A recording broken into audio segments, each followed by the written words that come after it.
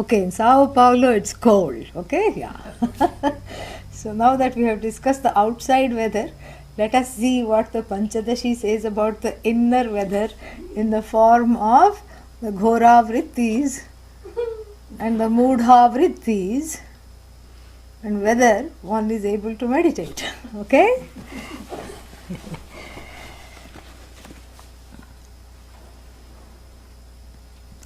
Om Sahana Vavatu Sahanau Bhunaktu Sahaviryam Karavavahai Tejasvinnavadhitamastu ma vidvishavahai. Om Shanti Shanti Shanti.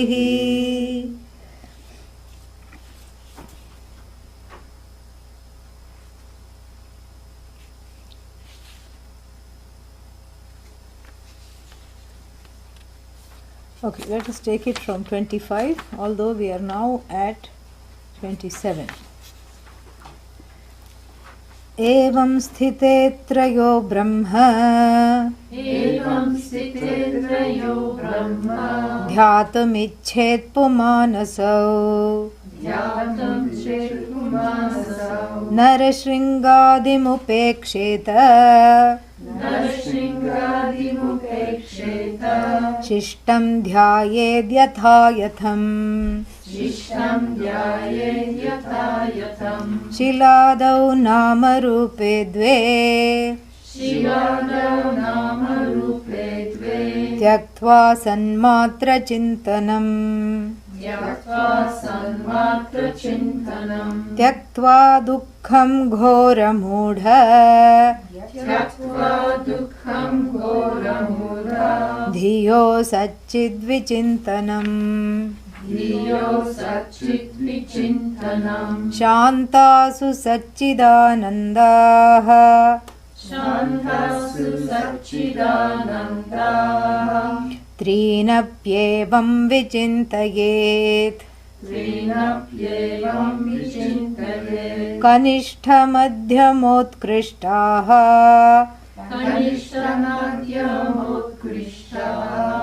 Tisraschintah kramadimaha.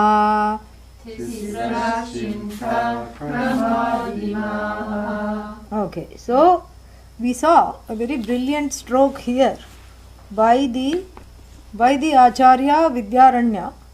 Very wonderful stroke. And what was that master stroke here? Of comparing two master strokes. One is to talk about, to introduce the concept of Maya right here. Not a big deal to introduce Maya. Every Vedanta text has the introduction of Maya. That is not the master stroke.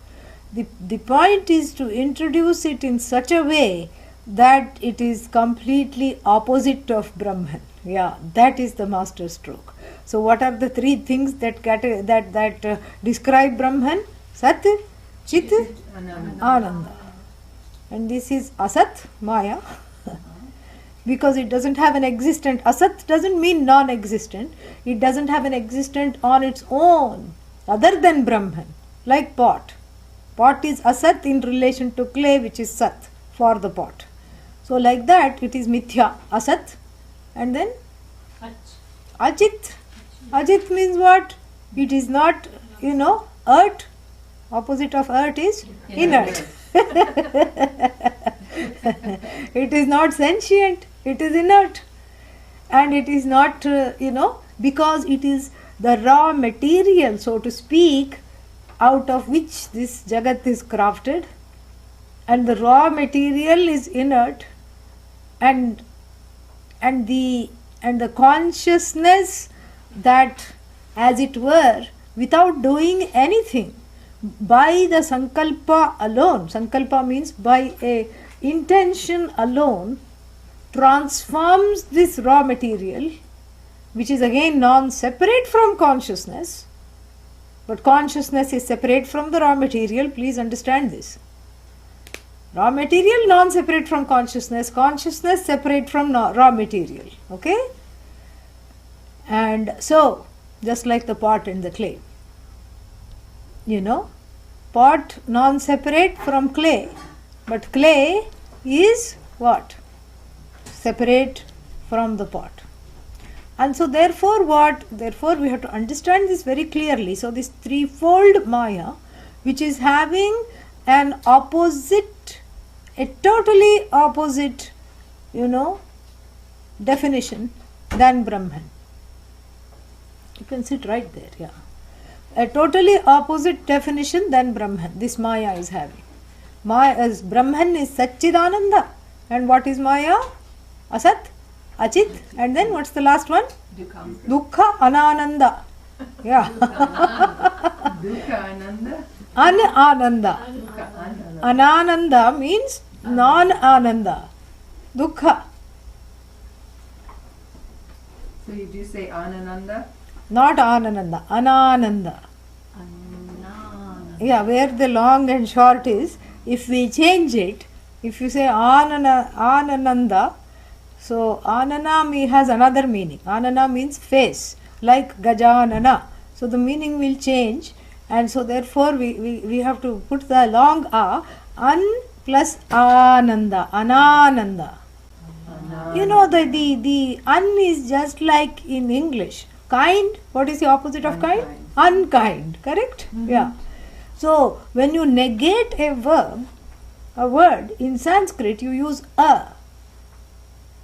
Except when the word itself starts with a vowel, then you use un.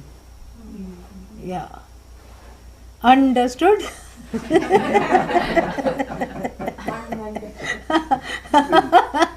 So you use un when the word starts with a vowel, you use un. Very nice, And so, like for example, Ishvara, what is that? Anishvara. Ananda, Anananda. So Asat. So Sat, but Asat. You don't say Ansat. Okay? Yeah. Why? Because it starts with a consonant. Yeah. Only in English you can say Ansat, Anchit, but not in Sanskrit. So Sanskrit, if it starts with a consonant, you use a to negate. But if it starts with a vowel, you use an. So Maya is Asat. Asat means it doesn't have an existence of its own. It is an interpolator, it's an impostress, really speaking. And what does it do? It just throws a curved ball in the person's sanity, that's all. Yeah, this is what makes everyone go insane. And then what does it do? Then the other thing is that it is the raw material, and the raw material is ultimately only Chit, really speaking, but that Chit which is morphed into the particular object of knowledge here, that is what is called the raw material of which this Jagat, this entire universe is made up of. And the raw material, does not come to, the raw material has to be handled by the person with knowledge, correct? Yeah. And that is the connection between the Ishvara and the Jagat. If you look at it technically speaking, the raw material is handled by a conscious being. Of course, the raw material is nothing but knowledge, ultimately. But since it is handled by a conscious being, and since the raw material is projected out, this is the Vikshepa, and then the raw material is projected out in the form of Srishti, the creation of Bhagavan, Ishvara's creation. This is what we call this, Maya. And then the raw material cannot automatically become, the Jagat, correct? Just like kidneys cannot just suddenly come to be. Even if you put some stem cells together to grow kidneys, where? In the saucer, in the petri dish, you grow kidneys. And then you put the stem cells, and then you direct the stem cells in a certain way. The stem cells have the intelligence in them to make the kidneys, correct? That's what the whole idea is. So the Bhagavan's knowledge is like the stem cells, and the Maya is like various different things that are made out of these master knowledge. It's very beautiful. Yeah. But without that knowledge, the cells won't know what to become. The cells are not just accumulating randomly and deciding on their own. In fact, there is a particular school of thought, a dangerous school of thought called Vaisheshikas, who believe this very thing. They say that the cells, they are all into cells. Yeah. And something is wrong with their cells, here. They're all into cells. And what is this philosophy they are trying to sell? They say that everything is atomic and subparticles. Okay, fine, that's fine. And we appreciate them for that, because they were not looking through a microscope, they were not sitting inside a laboratory, they were not doing anything except they just somehow understood, even without sitting in the laboratory, that everything is made up of atoms. We bow down to them for that. Just don't make it a philosophy of self-knowledge. That's what we also bow down to them and beg them not to do that. So therefore, since they have done that, they become our sparring partners. And we saw in the 8th chapter, when we studied last year, we saw how the Vaisheshikas kept coming in, and they have other friends also. The logicians are their greatest friends. So what do these Vaisheshikas do? They say that one of the claims they make is that all the cells randomly just do their job, But if that were the case, there would not be this order and this infallibility in any order. There would not be. If the kidney cells just suddenly decide to become brain, then nothing will retain, correct? Because they have the opposite job. The job of the brain is to retain information. The job of the kidneys is to, eliminate everything. So if the kidney cells became infiltrated into the brain, then, this any study is not possible at all. All branches of knowledge we have to just say Namaha, because we won't be able to study anything. And so therefore, we don't accept this randomness, correct? Even though we say that the cell is there, the cell itself being inert cannot just, decide where to go and what to become, even though it is the raw material of, in this case, the organs. So the cell has a built-in intelligence, and that is Bhagavan. So even at the microscopic cellular level, you can delineate the raw material and Bhagavan right there. That in the cellular level intelligence of telling it what to do, where to go, how to behave, which is how they can grow an ear on the arm. I told you this few weeks back. This woman lost her ear in some accident, and so with a little bit of the ear that was left, they grew the ear, and when the ear was just a little, at the cellular level, they imprinted it under the arm. So it grew over the arm. So she had an ear growing. And then it was harvested and attached. This is brilliant. How is this possible? This is and a sad story also is that before they grew it on her arm, the earlier research, they grew it on the back of a rat, of course, and the rat, of course, had to be sacrificed for that. But anyway, how is this possible? This is possible because the intelligence is there along with the raw material, and that is why we say that Maya and Brahman are married, because you cannot separate them, really speaking, and you need not separate them.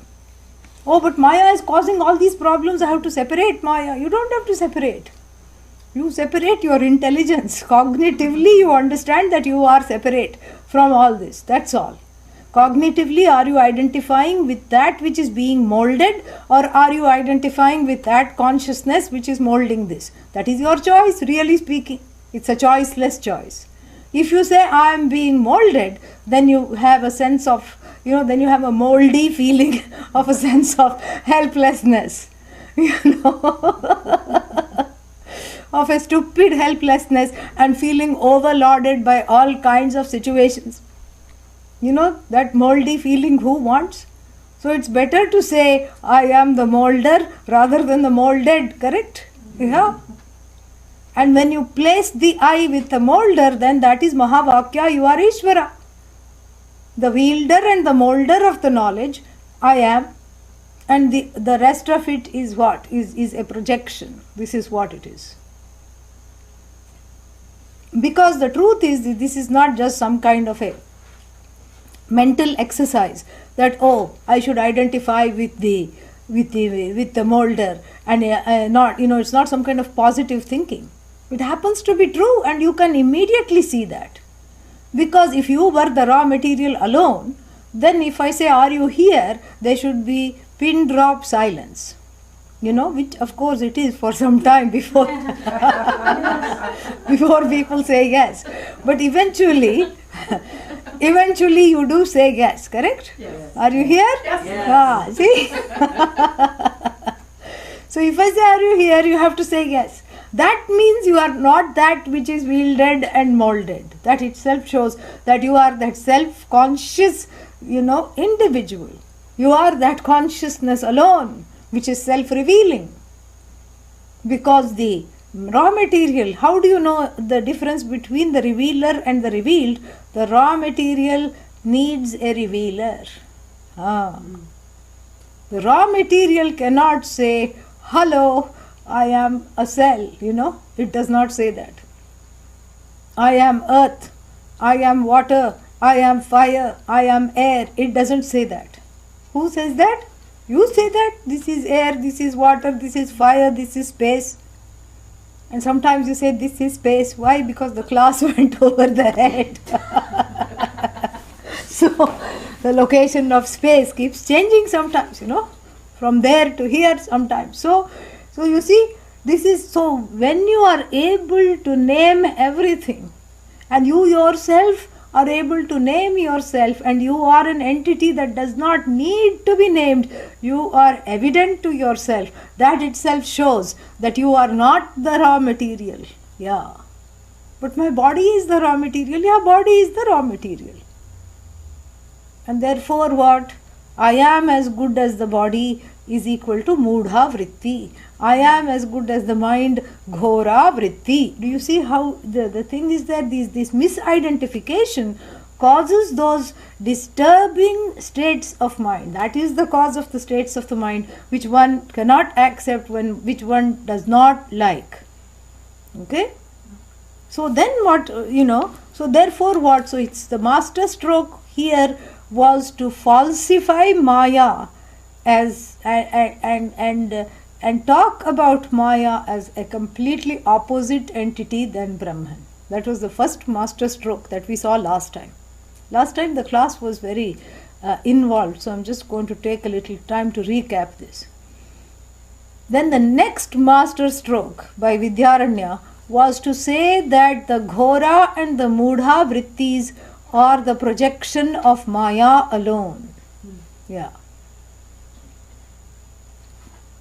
And so all disturbances, whether they are anger, sadness, rajas, tamas, whatever you want to call them, they are all the result of who? Maya.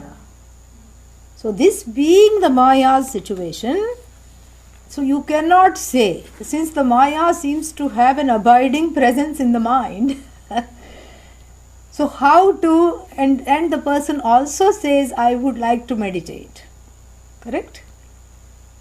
Yes, my mind has succumbed to Maya. Yes, I am, responsible for these vrittis. I have these vrittis. I own up that I have these thoughts, Ghora thoughts, Mudha thoughts. And they are not just discrete thoughts, They are, in fact, they are like a personal rain cloud over my head. That is how they are, So that means they are not going away anytime soon. So they have taken over the mind. But then, what do I want to do? I still want to meditate. So what should the teacher say? Go away, you Mudha, you Ghora, How dare you even dream of meditating? Go tend to some cows and come back until the Ghora and the Mudha Vrittis have committed suicide and elapsed and then only come for this knowledge. Perhaps the teacher can say that. But here, that is not what is, what is the Vedantic response. The Vedantic response is to start from where the person is. Yeah. The level at which the person is. And make it extremely easy to gain this knowledge. And even after that, if the person says, I can't, then you hand them the key. What key? The master key? No. The key to the cow shed. Yeah. What will happen with the cow shed? What will happen at the cow shed? Ragadveshas will depart. Yeah. And then, all the day making cow dung patties, and then sticking. This is what you do. You make the cow dung patties and stick them on the wall at night. And in the morning you scrape them off from the wall and take it to use as fuel. That is the fuel. That is indhanam. That is the fuel. And then you wash out the stall at night and then you wash it out in the morning after the cow dung cakes. And then you rub down the cattle and take them to the water, take them to the grass, bring them, tie them up, This is, and then there is no time for any. Ghora vritti and Mudha vritti are falsified primarily because, there is no time to even dwell on anything. There is no time. And that is why in the Hindu tradition, Karma Yoga has such an important, abiding presence in the assimilation of this knowledge, because really speaking, Karma Yoga makes one so busy. One is happily busy, and if one is not happily busy, one fakes it to be happily busy. Yeah, one is busy, happily or otherwise. One is really busy, and then one decides to be cheerfully busy, so that all these disruptive attitudes do not come and disturb the person. Yeah, this is what it is. And so too in the Gurukula, that seva is encouraged, because that seva, even though you feel like I don't have time to do this, and when you do the seva, then these other vrittis don't have a time to come and sit and bother. Correct? So this is what is, this is what is emphasized. This is the way to do this, because when the Ghora and the Mudha vrittis do not have time to sit and build their house in the mind, then they abandon the idea and they will say, okay, this mind is a useless mind according to the Ghora and the Mudha thoughts. This mind, I'm trying to build a house, as soon as I build it, the Shanta vritti comes and dismantles it.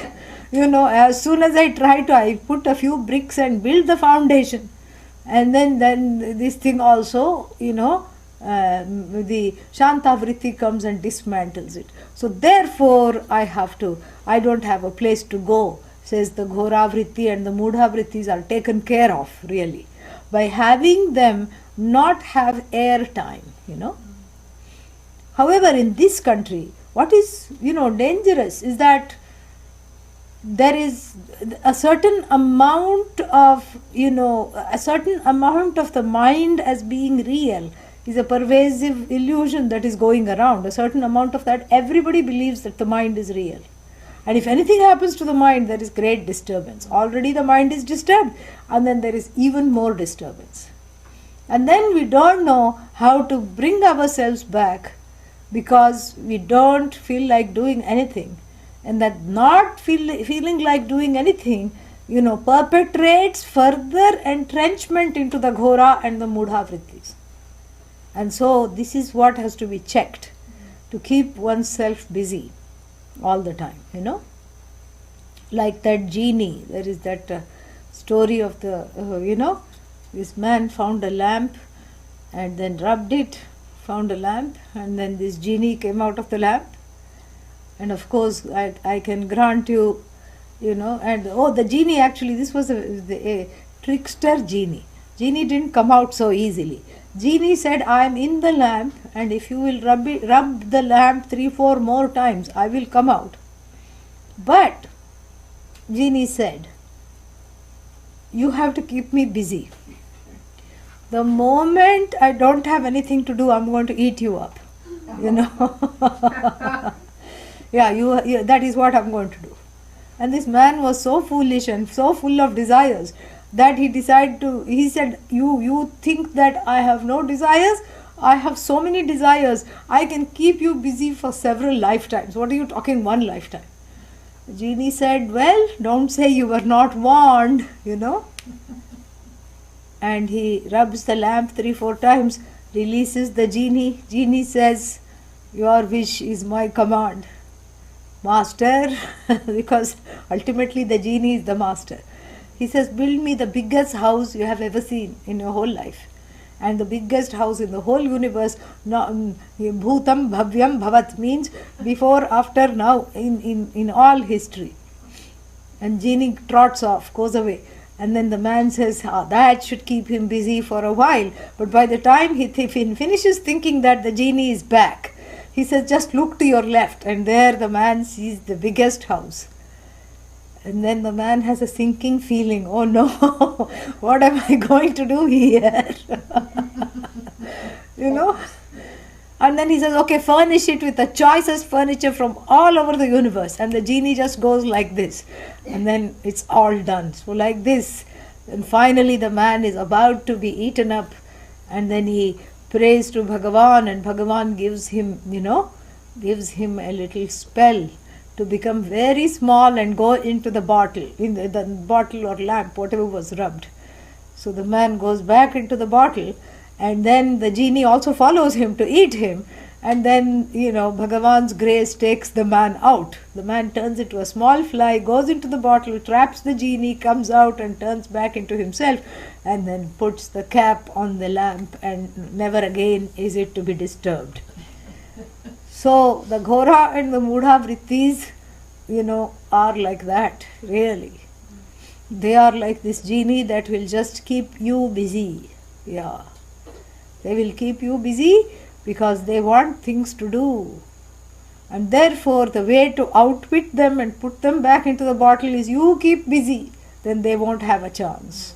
Either they are busy destroying you, or you are busy letting them just die a natural death. You have to keep busy. This is what it is. Until one is ready to sit and meditate, one has to keep, meditate means have a contemplative life. One has to keep busy all the time. You keep finding things to do, there will always be things. And if your life runs out of things to do, offer to do things for other people. Yeah, that way, your life is set, really. And so this is what, the Ghora and the Mudha Vrittis are there. And then because of past Punya Karma, the person wants to meditate as well. So the teacher doesn't turn such a person away. Gives the person 3 kinds of meditation. Actually, I want to divide it into 4, not 3, So the 4 kinds of meditation are what? First is firmly sit in Ishvara Srishti. What is Ishvara Srishti? Yeah, the Maya. This is the regular Maya of the names and forms that you encounter. But I am already in Maya. No, you are within Maya, within Maya, within Maya, within Maya, within Maya, within Maya. You are having your own projected world that is a parallel reality to this projected world. Get out of there and inhabit Ishvara's projected world. That is where you need to be, firmly. And so, how to do that? We have taken a long time to describe, so I am just going to summarize it here. That whenever there is a projection, there is that upon which it is projected which is free of the projection. Like for example, in snake and rope, what is the projection? Rope. Snake. Rope? No. Snake. Okay, yeah. I thought maybe in the Vedantin's life, each time they say snake rope, snake rope, snake rope, and if they really encounter a snake, they'll say, oh, this is just a rope. And even pick it up. So, But all right. So what is the projection? Snake. Where is the snake? Yeah, in the intellect that is projecting it, in the memories that are projecting it, in my own knowledge, in my own fear, and in my own desire is the residence of the snake. And last time we went through it and I had to wait a long time for the answer. Is the snake imaginary or not? Yes. Good. Okay.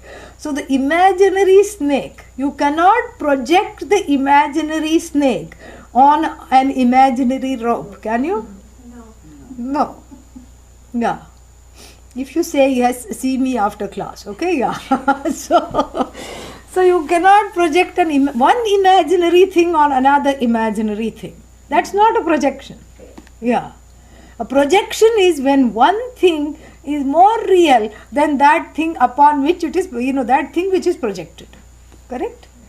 So that thing upon which something is projected is called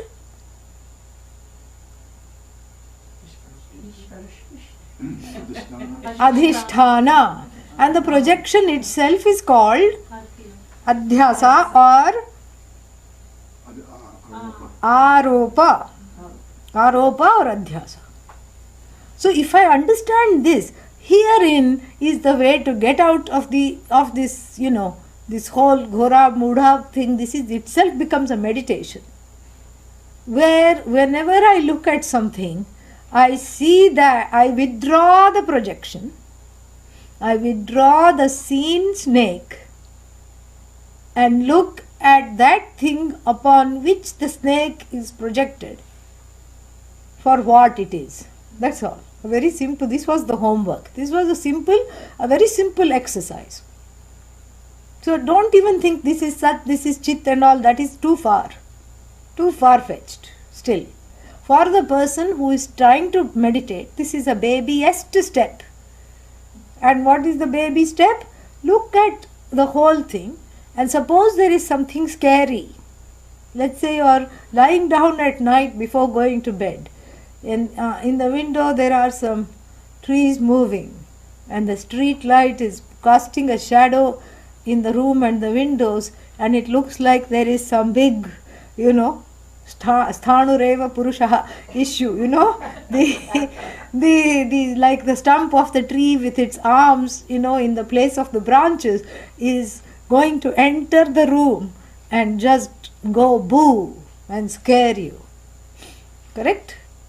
So there is that slight moment before the identification with this fear. And in that slight moment you are imagining the person, correct?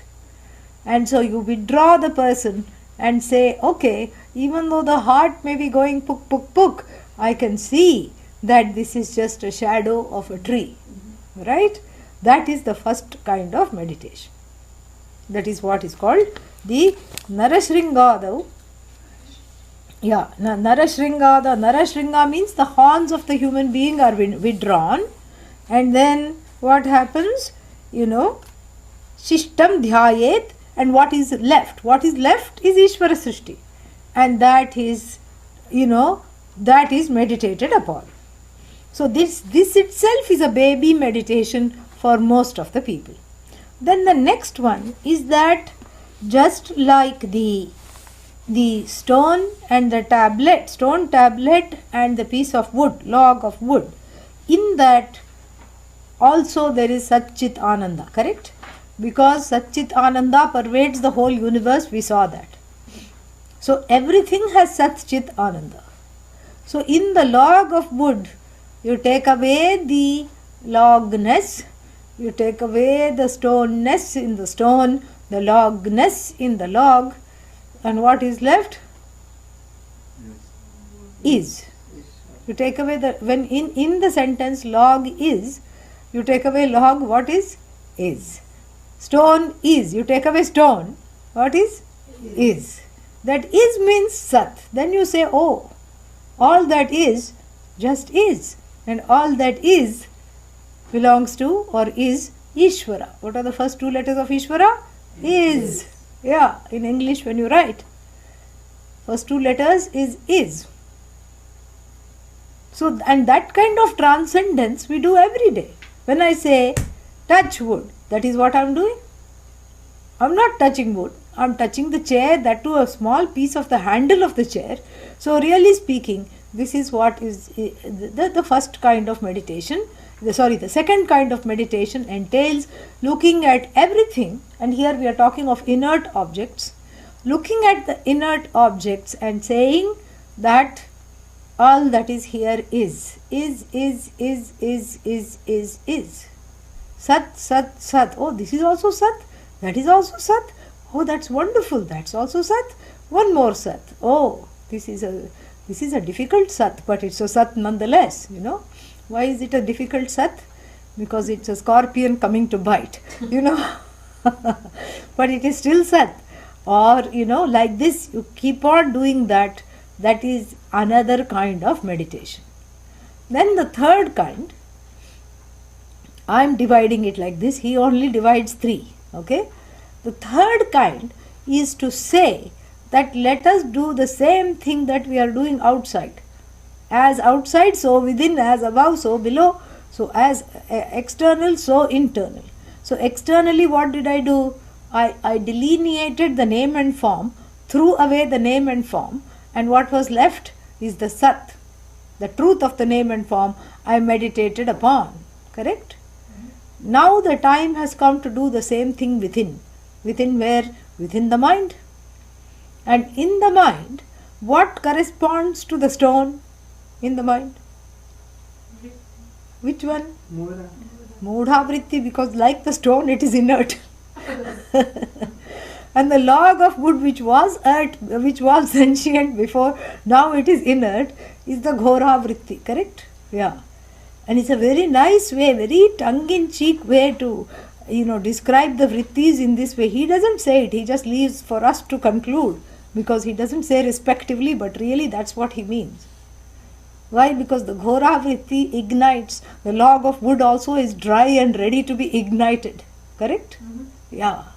And the ghora vritti becomes mudha vritti. We saw that also. If it is held on for a long time, so too the log of wood becomes fossilized and becomes a stone. Look at this. How beautiful. So then the stone in the heart is the mudha vritti.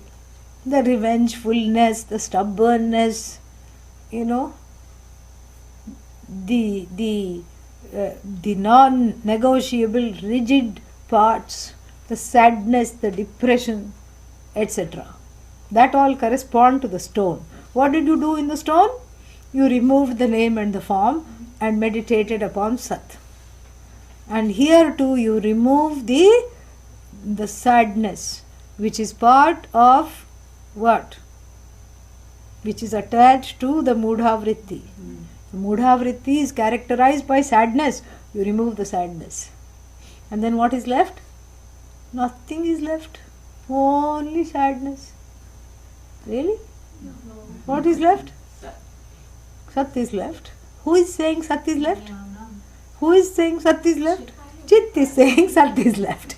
Correct? So then now, unlike the stone outside, the stone inside, when it is removed, when it is shifted, there are 2 things to look at. Why?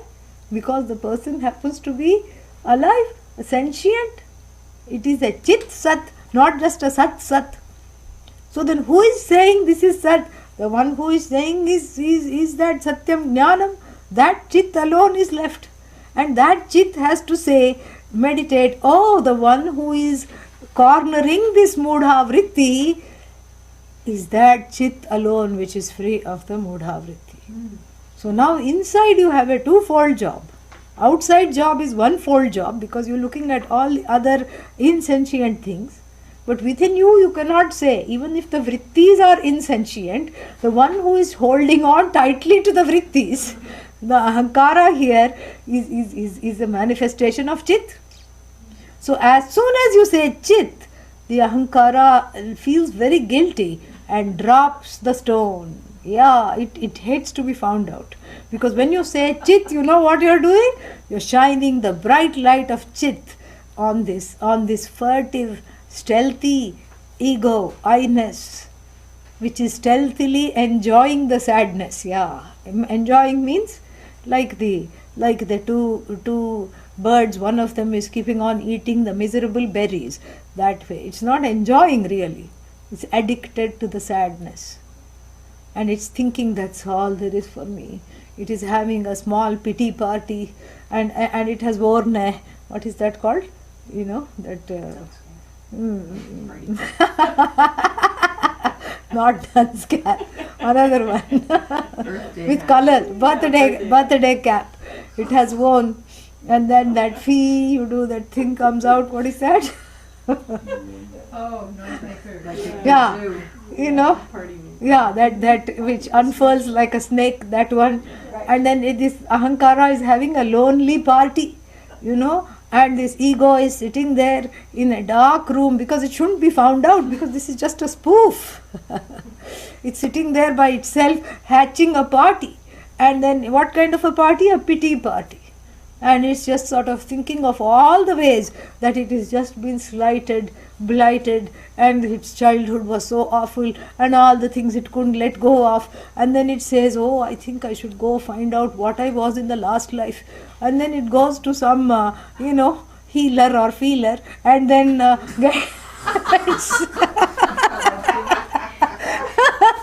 and then gets some information about last life.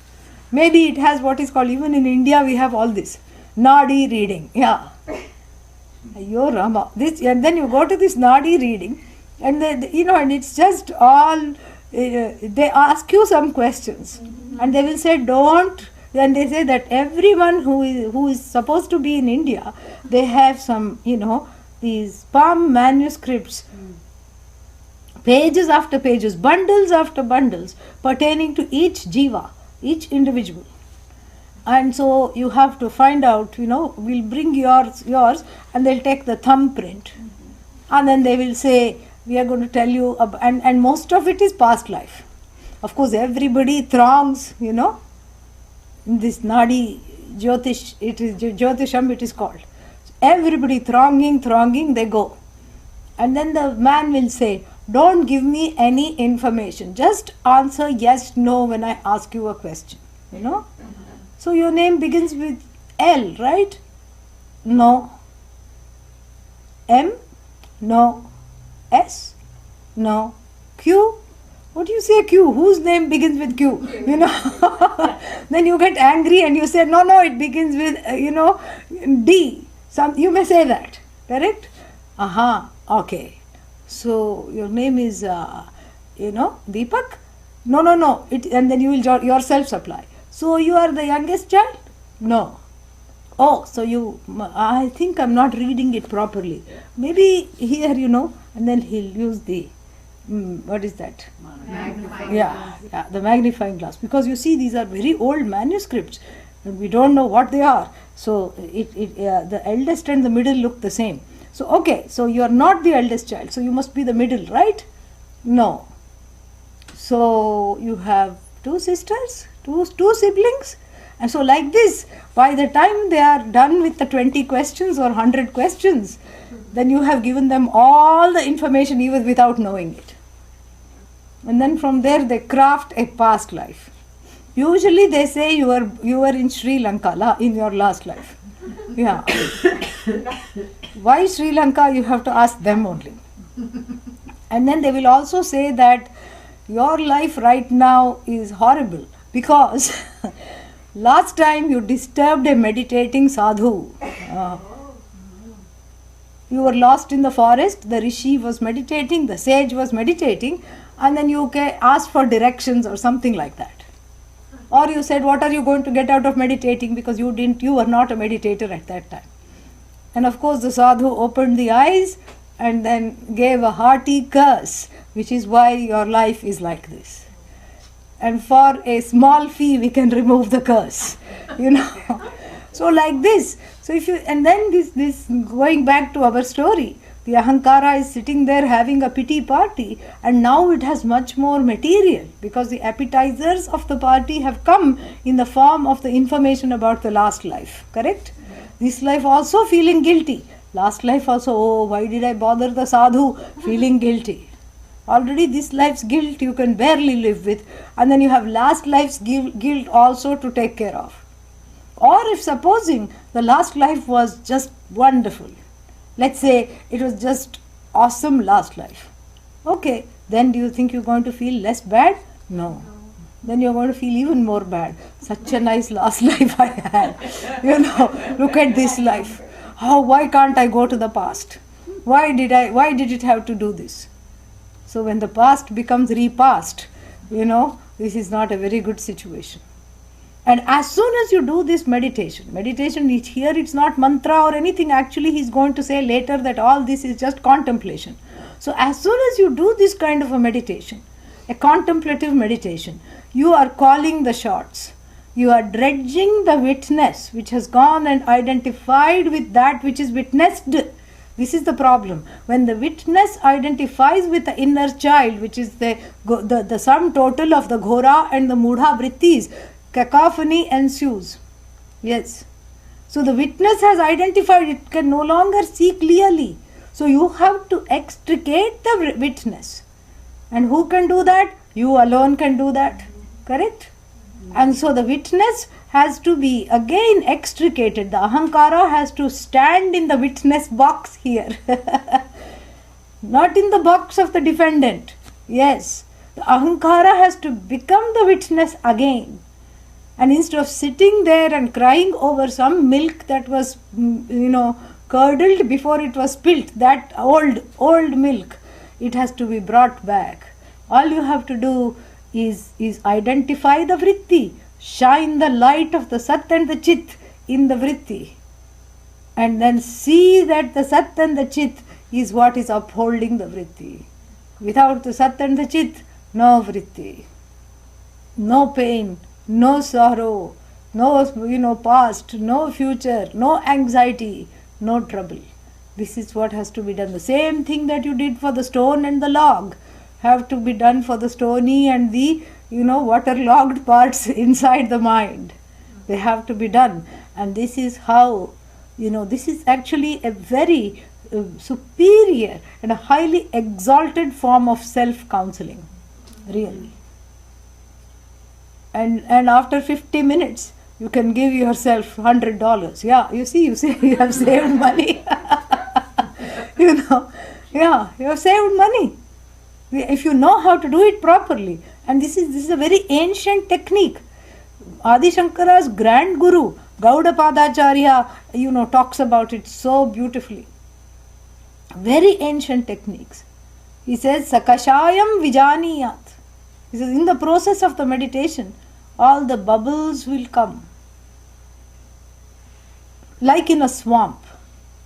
If you go to, the south, on a hot day you go to visit the swamp, it's a little scary because suddenly one bubble will come. It's a perfectly still water, but some gaseous activity, algae and all these other things create bubbles from the mud, and the bubble surfaces up. And that bubble, it just surfaces, it is there for a minute and then it settles down. So too from the swamp of the unconscious, that ignorant place of where all the memories of the pain reside, which were stored as a child, and I'm using the word unconscious extremely in the Freudian sense. And then what happens to this bubble? The bubble comes up, triggered by the present. The past comes up.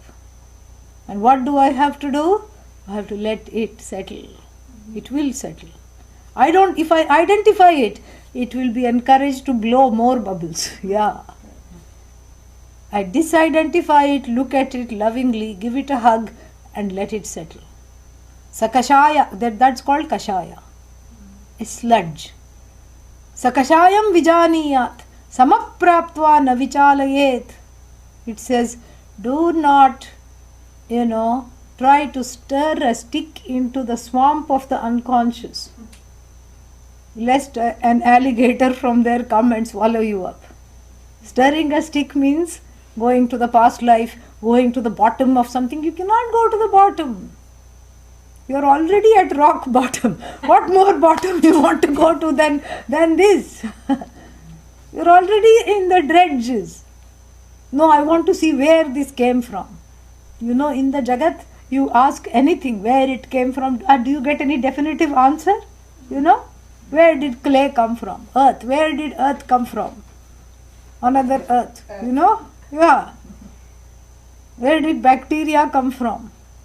Now the latest theory is that the life, this is fascinating, that the life on earth may have been seeded by some other planet outside the solar system. Because on Mars they have found fossilized bacteria and they are not talking about it. And then so many times when the asteroids visit the earth, they have, genetic material. Genetic material that doesn't look like ours, which are all our genetic material on the earth is based on DNA. But there are other kinds of genetic material that they are researching into. It's very fascinating. So where did bacteria come from? Let us say we go with this latest theory from some other galaxy. Where did that galaxy come from? What are you going to say? You just spin around. And yatha, yatha outside, tatha inside. So where did this feeling come from? How come I feel unwanted all the time? How are you going to answer that question? No, that's because of the mother and the father. That mother and father also had mother and father. And then they had mother and father. And then you go ask the mother and father if they are around. And the mother and father say that even before, even though we gave you so much love and so much attention, you were always a crybaby. That's what the mother and father are going to say. You were always, you had a personality, you brought your personality, with you. And sometimes we wondered if you were our child because you were so different from us. Oh, you wondered that too? Even I wondered. Then you say. What are they going to say? Because everything in the Jagat doesn't have an origin. That's why we say everything came from Brahman and keep it at that. Because that the origin, is because it is mithya. Mithya's origin, is also mithya. Because as soon as you land on the cause, it becomes effect of another cause. And yet another cause. Seed tree, seed tree, seed tree, seed tree. Like that. Fabric, shirt, fabric, yarn, fibers, molecules, particles. And then sometimes the particles wave. And then we say, oh, it's a wave. It's not a particle. That means what? When you go to this quantum level, and if the particle is going to behave exactly as you want it to, that means the observer is affecting the experiment. That means that can only mean one thing, that the observed is non-separate from the observer. Yeah, there's only one consciousness. It proves that. As much as science can prove consciousness. Really. So therefore, samapraptva na vichalayet. Don't start to stir it with a stick. Stir what? The unconscious. Let it go. Ride it out.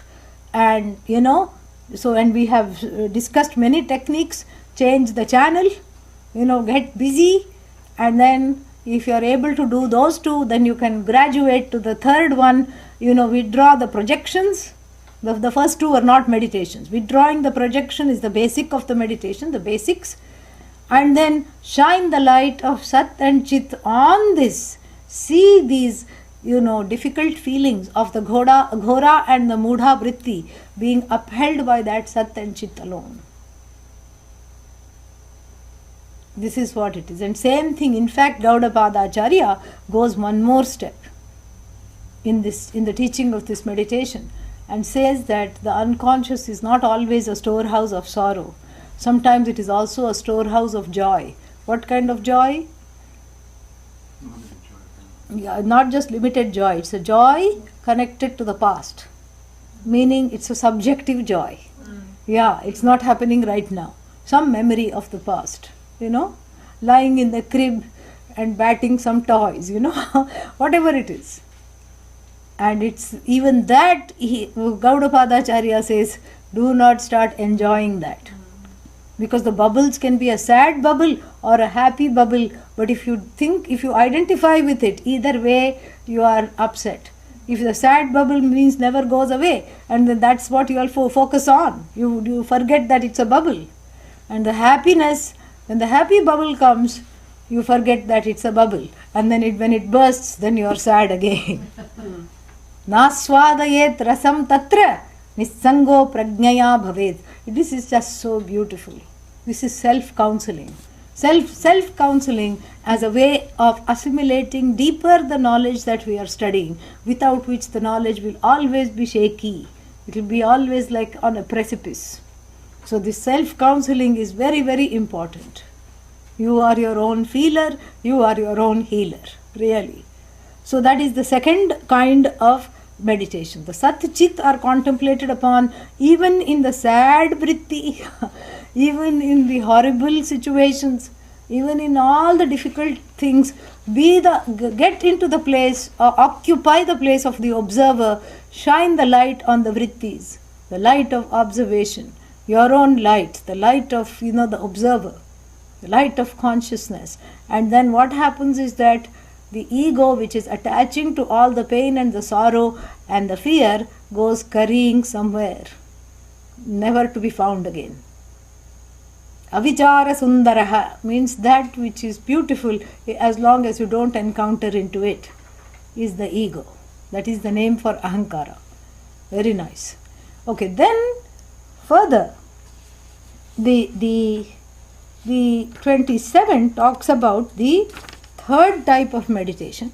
In our reckoning, the fourth type of meditation, which is Shantasu. Did we chant this? No. Yeah. Shantasu. Yeah, we chanted this. Shantasu Satchidanandaha Trinapi evam vichintayet. In the Shanta vritti. Let's say you are having Shanta vritti. And in the Shanta vritti, don't get carried away by the Shanta vritti. That also can be used as a tool for meditation / contemplation. What do? You can delineate three things. In the rock, you could delineate only one thing. What was that? Sat. Yeah, why it's taking so long today? So what is there in the rock? Sat. What is there in the rock-like encrusted vritti of sadness? Sat and Chit.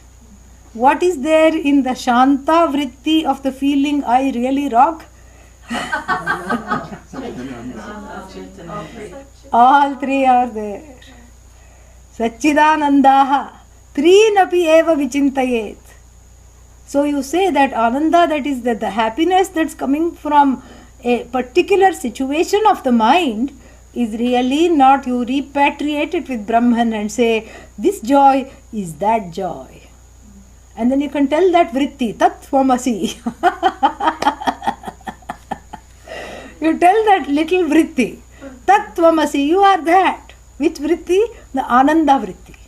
Otherwise it will become Vishayananda, because again if it is dependent on Shanta vritti, then why does the Shanta vritti comes? When everybody is listening to me, when everybody is doing exactly as I want, and when all the desires are being fulfilled, Shanta vritti comes, correct? So then you can't be dependent upon the Shanta vritti all the time. But really speaking, the Shanta vritti has nothing to do with the desire fulfillment. What does it have to do with? The Ananda of Brahman alone upholds the Shanta vritti. And this is like a mini internal Karma Yoga. In Karma Yoga, what are you told to do? You are told to dedicate the action to Bhagavan and receive prasada as coming with glad acceptance coming from Bhagavan. So the subjective joy generated from the vritti, you repatriate it, you give it back to this objective joy of Ananda of Brahman, you give it back, and then what? You just receive it as it comes, that's all. You say it is coming from there, not from here. Yeah. Unlike the dog and the camel. What are the dog and the camel doing? The camel is eating some nettles and then, and thinking that they are very juicy because the tongue is full of lacerations from eating the nettles. And then, what happens now? The camel has become enlightened, and the camels, does not attribute, this joy to what's its name. It does not sort of think that this joy is coming from the object. Yeah, that is what it is. So similarly, the dog, if it is enlightened, will not attribute the juice to be coming from the bone, but from itself. So too the person within the Shanta Vritti will say, this is my true nature. This joy is not connected to a particular state of mind, a particular way of being, a particular conducive atmosphere, including weather, a conducive raga-dvesha fulfillments. No, this joy is really the nature of Brahman. And who is this Brahman? Aham. So the Shanta Vritti, whenever it comes, you tell it Tattvamasi. You give it a little Vedanta lesson. Yeah. And then you practice the internal, Vairagya of not owning up the Vritti as though it's belonging to the object or the particular situation. You remove it from the situation and repatriate it to Satchidananda. And so in the Shanta Vritti, all three aspects of the nature of Brahman can be meditated upon without any problem, it says. And then he says, Kramadimaha means respectively Kanishtha, Madhyama, Utkrishta, Tisraha, Chintaha, Kramadima. So Shantasu, in the Shanta Vritti, all three are to be contemplated upon. And the second line, Kanishtha means the lowest type. Madhyama, the middle type. And then Utkrishta means the most exalted type. Are these three meditations. Now be mindful that we counted 4 and now he is counting 3. How is this? Number 25 he's just describing it in general. He's not taking that to be a meditation where you withdraw the projection. He is taking it as a prerequisite. I have described it as the beginning step of the meditation. So you can count that as 1 if you want, or if we just see this as just a prerequisite, withdrawing of the projection is the prerequisite to meditation. Then we have the meditation upon Sat, the meditation upon all the things, the inert things in the universe. And then that's the first type of meditation where you see the Sat in everything. That is called the lowliest kind of meditation. And then when you look at the difficult vrittis, the Ghora and the Mudha vrittis within you, that is seen as the middle type of meditation in grades. And then finally when you are able to meditate upon all three, Sat, Chit, Ananda, you are at the top. So the first meditation only focuses on Sat. The second meditation focuses on Sat and Chit as they abide in the difficult vrittis. And the third meditation focuses on Sat, Chit, Ananda in the three vrittis, in the Shanta vritti. Correct? Mm-hmm. Yeah. So these three are called the three kinds of meditation. Now somebody may ask the question, and what is that question? How can you meditate upon Brahman like this? This is not a good way to meditate upon Brahman, correct? Because, you know how many times have we described that the Sat itself is Chit, and the Chit, Sat Chit cannot be there without simultaneously being Ananda. And aren't you doing a butchery of Brahman, You are butchering Brahman. You are putting Brahman on a block. And then you cut Brahman into 3 pieces. You have cut it, and then you are now saying, this piece, let us call it Sat, let us call this Chit, let us call it Ananda. And what have you done to Brahman? You have cut the uncuttable, you have divided the indivisible, and this is a great inconsideration on your part. If somebody were to say, he gives a response in verse number 28. Let us look at that. Mandasya vyavaharepi Mishra Brahmani Chintanam Utkrishtam Vaktumevatra Vishayananda Iritaha. Yeah, so Manda, everybody knows the meaning. What is the meaning of Manda? Extremely dull. Okay, yeah, Manda means very slow, very dull. You ask the person a question now and they respond next week, like that, you know. Yeah, it takes time for the brain cells to fire up. Slow, yeah. Someone who is very slow is called Manda, yeah. Mudha also okay, but here since the Mudha word has been appropriated for the other one, you know, a particular vritti, we won't use that here. So Manda means a dull fellow. So, you know, for this dull person to meditate upon Sat Chit Ananda separately is also good, he says. You know, who? Swami Vidyaranya. Why? Because that is all that the dull person is capable of. If you tell the person who is dull means who is not an adhikari, that's all. There is no one who is dull. The one whose adhikaritvam muscles have yet to develop. Yeah, they have to go to the Shamadama gym. Yeah, and do some pull-ups. Yeah. And they have to use the Shraddha treadmill. And then they have to run on that and develop Shraddha. You know. They have to use the Titiksha that staircase, you know. That staircase machine. And then develop Titiksha. All this they have to do. So they have not yet done all that. That is why they are called Manda. Manda in terms of not having the prerequisites. So for such people, if you tell them all is one is all, you are Ananda, they are going to get up and go away. And why is that? Because they are not understanding anything. So if you delineate Brahman as what he called Mishra Brahman, as though associated with the Jagat, even associated with the Jagat, that which is unassociated alone is Brahman. But then these people cannot understand that concept. So then you show them how everything is Sat Chit and Sat and Chit and you know Sat.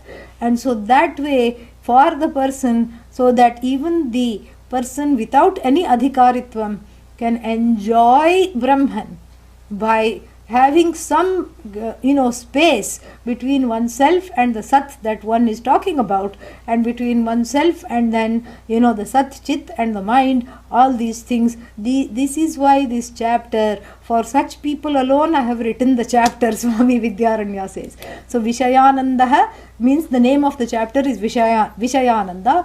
Vishayananda Iritaha means has been written, has been talked about, has been described. And for such people, meditation upon any aspect of the nature of Brahman, Utkrishtam Vaktumeva, meaning it is good, it is actually exalted. It is really exalted that even though they don't have adhikaritvam, they are yet to develop adhikaritvam, they are still able to enjoy some semblance of meditation according to these fourfold categories that were mentioned. Now he says also that this is just, so even though he says this is lowly, middling and superior, that lowly, middling and superior were all at the level of the Manda alone. Yeah, at the level of the one who is still gaining adhikaritvam, who is still also not just gaining adhikaritvam, who is in the middle of assimilating the knowledge, who is on the way to know, and who hasn't fully assimilated the knowledge.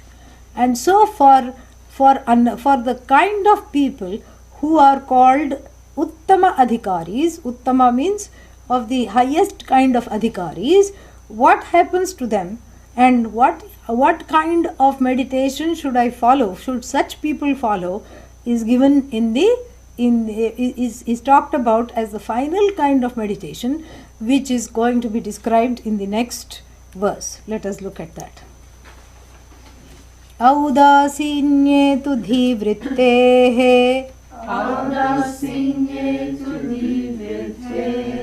शैथिल्यादुत्तमोत्तमम् चिन्तनं वासनानन्दे ध्यानमुक्तं चतुर्विधम्. We'll see this tomorrow.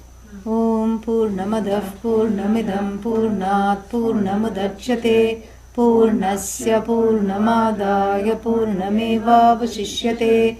Om Shanti Shanti Shanti. Harihi Om Shri Gurubhyo Namaha. Harihi Om.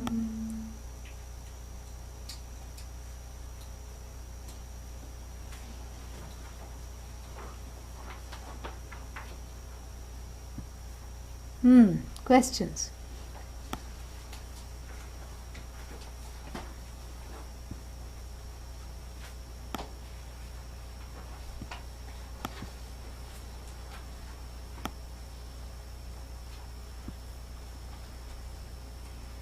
Any questions? Anything that is unclear about these things which we have studied so far?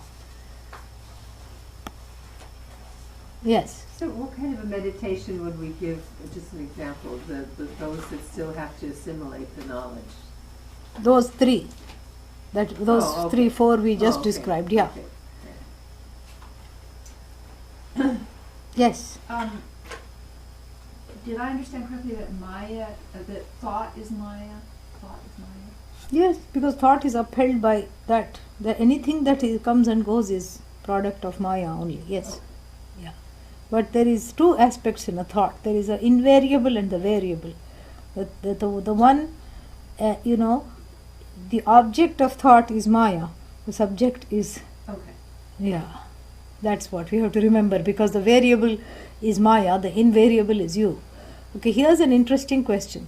As a Vedanta student, when I look at the news, especially about George Zimmerman verdict, how should I quote unquote react? Because you said we should not take sides. Will you please explain how to react to such situations? Well, there is the ideal and the real, okay, reactions. So what I would say is that the best way to react would be to go to a Vijana Pradesha. Vijana Pradesha means a woodsy place where there are not many people. Scream, run around in circles, express yourself, jump up and down, do whatever you need to get it out of the system.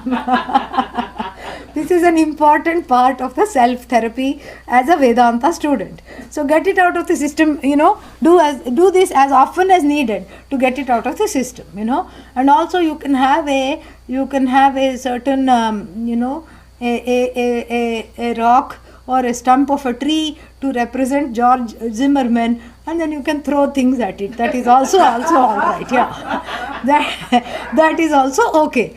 So that is the first level of managing the emotions, and when you do that, there is a great empowerment, because what you're doing is that you have a certain you're separating yourself.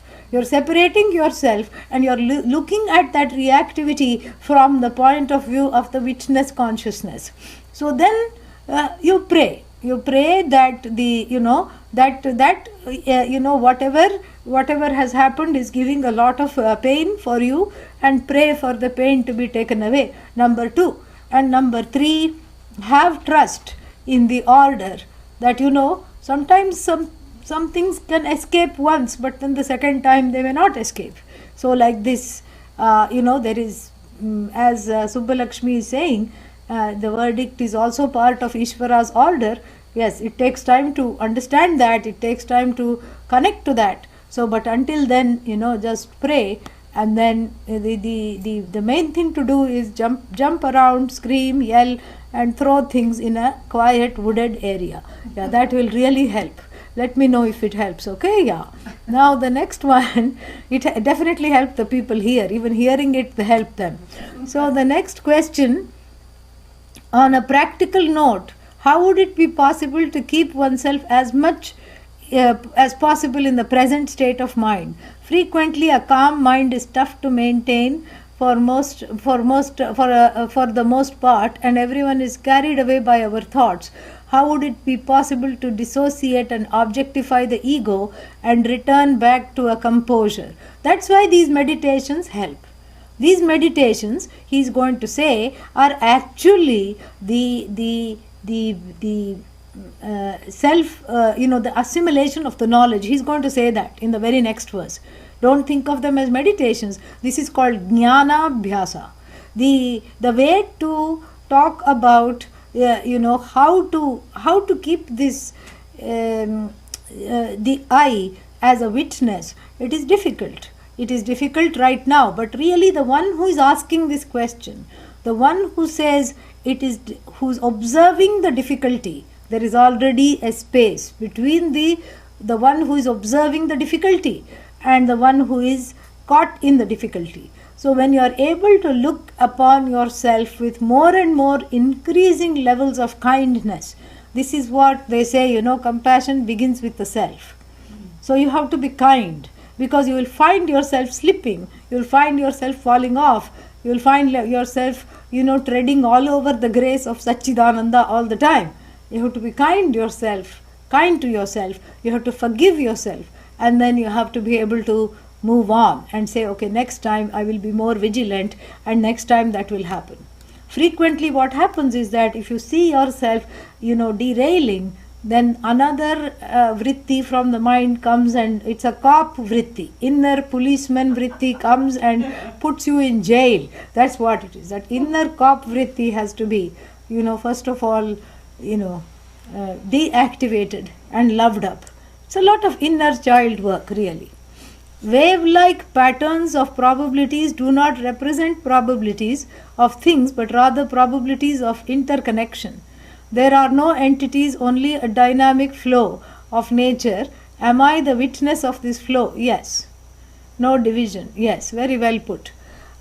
If the very calm mind opens or cleans the screen, the self is revealed automatically, then what is the use of knowledge or jnana yoga?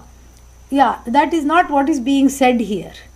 The calm mind is the prerequisite where the knowledge sits. Yeah. If the mind is not calm, the knowledge will not sit, or even if you force it to come inside, it will walk away. So the Shanta Vritti must not be seen as where everything is immediately evident, Sat Chit Ananda. But the Shanta Vritti, of course, is a place where Satchidananda is available, because in every Vritti actually Satchidananda is available. But the Shanta Vritti is seen as a prerequisite to gain this knowledge. Yeah, because the vritti does not depend on the vritti does not depend on Brahman. Brahman does not depend upon the vritti. Vritti depends on Brahman. Is the Mahavakya Aham Brahmasmi? What is the relation? What is Aham? Is there a relationship with Ahankara? Yes, it's an enlightened Ahankara. That is the true meaning of Aham. It's not that you have to remove the ego, because if you remove the ego, who will think, One will go into PVS, permanently vegetative state. No, that's not the point. Ahankara means it has to be a lightened Ahankara, if not an enlightened Ahankara. That's what it is. Ahankara means the ego that's identifying with everything that is finite is repatriated to identify with the infinite. Not detached, because it was never attached to begin with. We don't try to attach or detach. We don't try to ascend or descend. Yeah. And the only thing that is detached is retinal detachment. Yeah. Only thing that descends is colon. So therefore, we have to. It is never attached. To see that it is never attached. That's all we have to do. All right. One more question.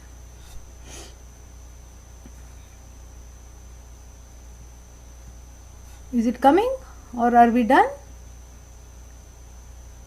Hari Om, Hari Om. I think we are done. I thought there was one more. Does it help to discuss these lessons among a few students and contemplate on our own? Why not do both? Then you contemplate twice. That's always better than once. Correct? Yeah. So do both. Om Namah Shivaya. This evening we have Shvetashvatara Upanishad.